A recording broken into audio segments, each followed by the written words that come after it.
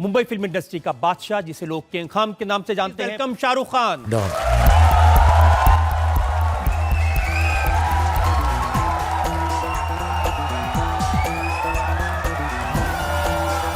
शाहरुख खान पर इल्जाम है कि ये सफलता के लिए कुछ भी कर सकते हैं। बड़ी वाली ले लूं तो बचपन के सपने थे कि बादशाह बनूं, एक्चुअली उससे भी ज्यादा थे, तो इसमें तो कोई तो गलत लिखते हैं कि 22 साल हो गए शाहरुख खान को, सिंह ने किंग को पीट दिया। कोई कहता है कि इडियट ने बादशाह को पीछे छोड़ दिया, कोई कहता है बादशाह ने सबको पीछे छोड़ दिया। तो अभी भी ये कंपटीशन है आपके दिल में? नहीं, मैं तो किसी से करता नहीं। वो ये नहीं बोलता जो आया था पिछले साल वो खुद पिछड़ गया है। तो हर साल नया कंपटीशन होता है। 20 साल 22 साल हो गए और मैं एक्चुअली यही चीज़ मुझको जो है जज्बा देती रहती है कि और मेहनत करते रहो। फ्राइडे को अगर कभी मालूम पड़े थोड़ी वीक पड़ गई है फिल्म, तो मंडे को दिमाग में यही आता है सोमवार को यार मेहनत करके थोड़ी बेहतर करेंगे, वरना यही कोई टिंग पिंग लिंग आगे निकल जाएंगे। और अगर मंडे को फिल्म जो है मालूम पड़ता है बहुत चल गई है, तो फिर मेहनत करनी पड़ती है, पिछली वाली से बेहतर बनानी है। तो मैं मेहनत करता रहता हूँ। बाकी ये जो आप बोल रहे हैं कंपटीशन, ये सब आता रहता है, जाता रहता है और आता रहेगा और जाता रहेगा। मैं तो यूं ही काम करता रहूँगा। आपके दे दिए तो उन्होंने क्या किया कि वो असिस्टेंट डायरेक्टर थे, कपड़े वपड़े उन्होंने कुछ किए, कुछ साफ़ सुथरा उन्होंने संभाल दिया मुझको, दाढ़ी वाड़ी बनाई। और फिर actually I was really shocked कि मैं 5-7 साल के बाद 95 में मैंने दिलवाले की है। नॉर्मली हीरो जो है लॉन्च होते हैं लव स्टोरी के साथ। So it was very strange that I got this opportunity when I should not have. जैसा आप कह रहे हो, मैं खुद ही देख के प्रीमियर पे मेरे साथ रतन जैन मेरे दोस्त हैं जिन्होंने बाजीगर बनाई थी, और 2-4 और बहुत अच्छे दोस्त मेरे साथ, टॉय दर्शन वगैरह फ्रेंड्स हैं मेरे। उन्होंने पिक्चर देखी और सबने बड़ी ताली वाली बजाई, और ऐसा मुझे रतन साहब ने कहा, यार शाहरुख एक बात कहूँ, सुपर पिक्चर है, तू नहीं होता ना इसमें तो सुपर हिट थी ये पिक्चर। तो मैंने ये भी सुना हुआ है और मैं बड़ा दुखी हो गया था, बट किस्मत अच्छी थी। आई थिंक आदि, काजोल और अमरीश पुरी जी की, वो लेके खींच के ले गए साथ में मुझको। लेकिन उसके बाद जो सिलसिला शुरू हुआ हिट होने का, कुछ कुछ होता है, दिल तो पागल है, तो बिल्कुल रोमांटिक हीरो की इमेज बन गई। और आप जो कह रहे हैं कि शक्ल अच्छी नहीं है, जनता ने उस शक्ल को बहुत पसंद किया है। हाँ, एक्चुअली जब कहते हैं अगर वो किस्मत निकल जाए तो फिर बस निकल ही पड़ती है हर चीज़। मतलब हर चीज़ एक्सेप्ट हो ही जाती है। तो मुझे ऐसा ही लगता है कि यार मेरी निकल पड़ी, और इतने सालों से शायद लोग देखने लगे, झेलने लगे, तो शक्ल भी अब होता है ना, घर में अपना भी ऐसा होता है, रिलेशन में कोई हो, अच्छा हो, कोई दोस्त वोस्त हो, कोई रिश्ते में बहन भाई बीवी ऐसे प्यारे हों, थोड़े दिन के अंदर सगे संबंधी अच्छे ही लगते हैं, कोई बुरा नहीं लगता है। तो मुझे लगता है कुछ सगा संबंधी बन गए इन फिल्मों की वजह से। तो लोगों ने कहा ठीक है यार ये ठीक ही है, फिर कुछ अच्छी चीज़ें ढूंढने लगे।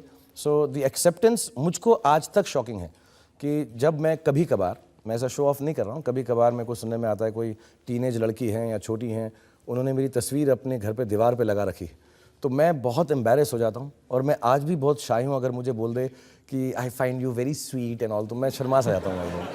मुझे बहुत शर्मिंदगी होती है। प्लीज़ बोलिए एक बार, मुझे शर्मा।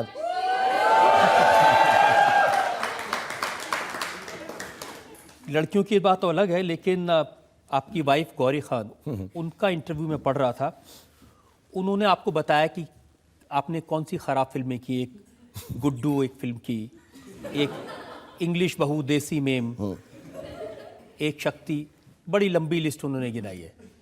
सर वो क्या होता है, जब आप चोटों की बात कर रहे थे तो उस दौरान मेरे सिर पे चोट लगी हुई थी। तो मैं थोड़ा सा गलतियां हो गई थी उस वक्त मुझसे, बट ऐसी बात नहीं, मैंने बड़े प्यार से की हैं। और जो गुड्डू फिल्म थी उसमें तो कमाल, पहले टाइम के डायरेक्टर थे वो, लेकिन उनका ना बड़ा पैशन था। मैं सिर्फ बताऊँ आपको, लालवानी साहब थे, बड़ा पैशन था उनका। उन्होंने कभी फिल्म बनाई नहीं थी, उसके बाद भी बनाई नहीं। आज भी मेरे दोस्त हैं वो, और बहुत स्वीट थे वो, और वो स्पेन से थे। तो मैं एक छोटा सा किस्सा बताऊंगा। जब वो शूटिंग करते थे तो पहली फिल्म थी तो सबसे गलती होती है, लेकिन बहुत पैशन था क्योंकि ये कहानी उनके बेटे के बारे में थी। उनको बेटे के बारे में कहानी थी, उसको ब्रेन ट्यूमर हो गया था, जो अब ठीक ठाक है, और वो भी मेरा दोस्त है और बहुत प्यारा दोस्त है, तो मैं बोल सकता हूँ उनके बारे में। तो वो जब नॉर्मली फिल्म के अंदर ऐसा होता है, role sound, light, camera, action, और तो सीन शुरू हो जाता था। तो सीन के अंदर मुझे रोना है या बात करनी है कि डैडी, उसमें गाना भी था, बहुत कमाल का गाना था, जो मेरी लाइफ का, अभी मेरे दोस्त लोग दीपिका वगैरह हम शूटिंग कर रहे थे तो हंस भी रहे थे उसके ऊपर कि ठंडी में पसीना निकले ना धूप ना भूख ना प्यास लगे, यार यही प्यार तो नहीं। मैं कहता हूँ डैडी से पूछूंगा, तो कमाल का गाना था उसके अंदर। तो वो रोल, कैमरा, एक्शन कुछ नहीं बोलते थे, एक्शन, तो सारे लोग ऐसा ऐसा भागते रहते। और फिर आदत पड़ गई हमको कि वो बोल देंगे ऐसा, तो हम करना शुरू कर देते थे। तो बीच में मैं डायलॉग बोल रहा हूँ कि डैडी आप जानते नहीं हैं मैं आपसे कितना प्यार करता हूँ, मैं माँ से कितना प्यार करता हूँ, तो वो खुद रोने लगते थे इमोशन करके। और वो स्पेन के थे बेचारे, बहुत स्वीट। तो हमारे देश के अंदर तब फॉरेन की चीज़ें इतनी आराम से मुहैया नहीं थी, मिलती नहीं थी, कस्टम वगैरह में तकलीफ। तो वो ऐसा ना पेप्सोडेंट, ऐसा टूथब्रश, ऐसा हर अच्छे शॉट पे वो, और मैं कटघरे में ही था उस सीन के अंदर एक्चुअली, जो था मैं कोर्ट में केस लड़ रहा हूँ। तो वो हर शॉट के बीच में जब मेरा डायलॉग ख़त्म भी नहीं हुआ है, वो ऐसा पेप्सोडेंट ला कर देते थे कि ये लो तुमने बड़ा अच्छा काम किया, बिस्किट ला कर देते थे। तो बड़े प्यार से उन्होंने वो फिल्म बनाई, लेकिन कहीं पर वो जमी नहीं जैसी बननी चाहिए थी। लेकिन इमोशंस और जो प्यार था और जो खुशी मिली थी वो फिल्म करने में, तो वो मेरे साथ है अभी भी। जमी कौन सी फिल्म में आपको लगा कि हाँ ये फिल्म तो जम गई? मतलब करने में एज एन एक्टर बहुत खुशी हुई थी मुझको दिलवाले करने में। दोस्त थे सब, यंग थे, नई तरह से कर रहे थे, मेरे लिए नई बात थी क्योंकि रोमांटिक पिक्चर कर रहा था। बाजीगर वो मुझे बड़ी अच्छी लगती थी। उसमें वो एक डायलॉग था जो मेरा ज़िंदगी का फेवरेट डायलॉग है कि हार कर जीतने वाले को बाजीगर कहते हैं, वो मुझे बड़ा अच्छा लगता है वो। और स्पेशली IPL के बाद तो और भी अच्छा लग रहा था। और डर में मुझे बड़ा अच्छा लगा क्योंकि it was a very different film, और ऐसा लगता नहीं था कि हिंदी फिल्म के जो हीरो हैं, हालांकि अमित जी वगैरह ने परवाना वगैरह की हैं, पहले फिल्में की हैं, लेकिन मॉडर्न टाइम में किसी ने नेगेटिव रोल नहीं किया था। और मुझे कई लोगों ने कहा था चलेगा नहीं, बट इट वर्क, सो बड़ी खुशी हुई। चक दे इंडिया मुझे बहुत अच्छी लगी करते हुए। माय नेम इज़ खान अलग थी, वो करने में अच्छा लगा। कुछ कुछ होता है, अभी शो ऑफ नहीं करना चाहता, गिनाने जाऊं तो रात भर लग जाएगी सर, रहने दीजिए आप।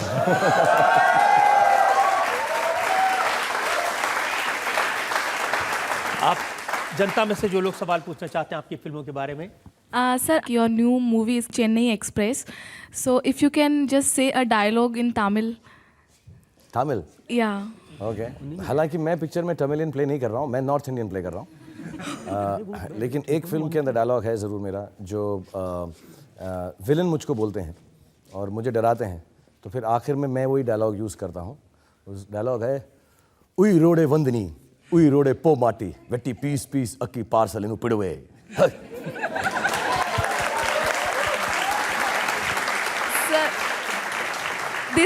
this dialogue will be incomplete without its meaning. We actually want to know the meaning also. इसका मीनिंग है एक्चुअली ये आपकी अदालत का स्लोगन बन सकता है। तुम यहाँ पर आए तो एक हिस्से एक पीस में हो, लेकिन यहाँ से तुम्हें हम पीस पीस करके पार्सलों में भेजेंगे।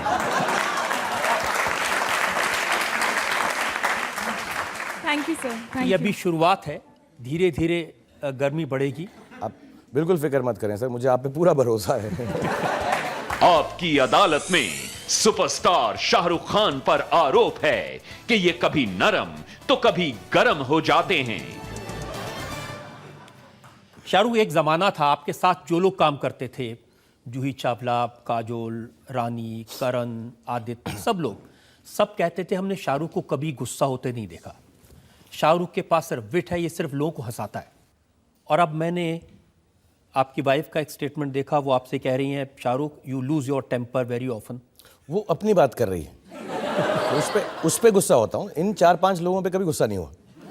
बीवी पे तो सब गुस्सा होते हैं, आप भी करते होंगे थोड़ा बहुत गुस्सा तो सर, कमाल है यार। मतलब